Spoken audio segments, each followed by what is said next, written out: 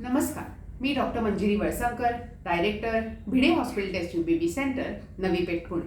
आज आपण स्थूल महिलांमध्ये टेस्ट ट्यूब बेबी किंवा IUIचा सक्सेस का कमी असतो ह्याबद्दल थोडंसं बोलणार आहोत. आता बऱ्याच वेळेला वजन जास्ती असलेल्या महिला सुद्धा आमच्याकडे येतात आणि त्या म्हणतात की माझी जी अशी मैत्रीण आहे ती तर अगदी 100 किलो होती पण ती नॅचरली प्रेग्नंट झाली.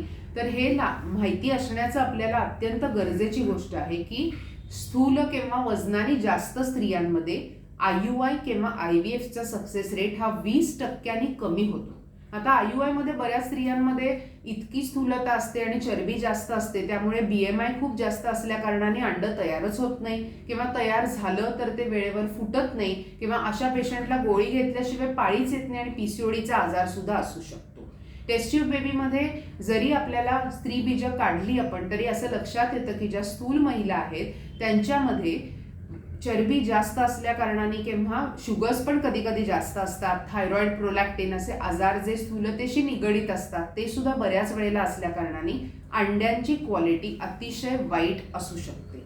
आता जर स्त्री बीज चांगलं नसेल तर होणारं बाळ आपल्याला उत्तम दर्जाचं मिळत नाही. म्हणून ज्यांचं वजन 10% ॲक्सेप्टेबल लिमिटच्या पुढे आहे त्या पेशंटनी अतिशय गरजेचं आहे की साधारण 5 ते 10% वजन कमी केल्यानंतरच IUI किंवा IVFची ट्रीटमेंट करावी. याबद्दल तुम्ही तुमच्या टेस्ट ट्यूब बेबी तज्ज्ञांशी मोकळेपणाने डिस्कस करू शकता.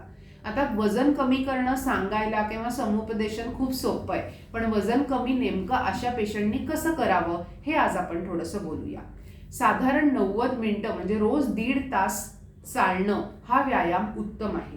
हा व्यायाम तुम्ही अगदी गरोदरपणामध्ये पार डिलिव्हरीच्या दिवसापर्यंत सुद्धा कमी करू शकता. वेळ तुम्ही नंतर थोडी कमी केली तरी हरकत नाही. स्पीड फार असली पाहिजे असं नाही, पण दिवसभरातनं साधारण 12 ते 15 हजार पावलं तुम्ही चालण्याची गरज आहे जर तुम्हाला वजन कमी करायचं असेल तर.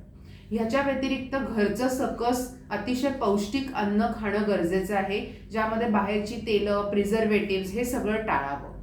जे तुम्हाला करावंसं वाटतं सॅलड जास्त घ्यावं, अंकुरित मूग, मोड आलेले कडधान्य, हिरव्या पालेभाज्या, दही, दूध, ताक, फळांमध्ये ॲपल, केळं, संत्र, मोसंबी, डाळिंब, चिक्कू ही फळं सुद्धा चालतील. म्हणजे थोडक्यात सांगायचं तर अतिशय उच्च दर्जाचं घरी जे उपलब्ध जेवण असतं ते तुम्ही केलं तर तुम्हाला वजन कमी होताना दिसेल.